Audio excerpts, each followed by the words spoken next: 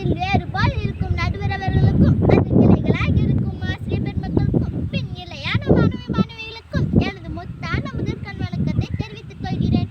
நான் எடுத்துக்கொண்ட தலைப்பு நேரத்தின் முக்கியத்துவம். ஒவ்வொருவரின் வாழ்க்கையிலும் நேரம் என்பது மிகவும் மதிப்புமிக்க விஷயம்.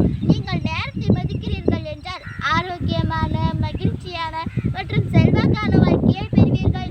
யாரிடமிருந்து திரும்ப பெறவோ அல்லது திருடவோ முடியாத விலை மதிப்பற்ற பொருள் நேரம். பணத்தை விட நேரம் விலை மதிப்பற்றது. பணத்தை பயன்படுத்திய பிறகு அதை மீண்டும் சம்பாதிக்கலாம், ஆனால் கடந்த காலத்தை சம்பாதிக்க முடியாது.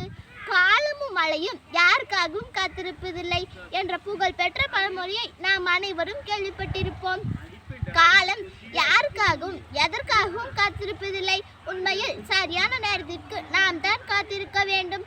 நேரத்தை வீணடிக்கும் போது கடிகாரத்தை பார், ஓடுவது முள்ளல்ல உன் வாழ்க்கை என்று சுவாமி விவேகானந்தர் கூறியுள்ளார்.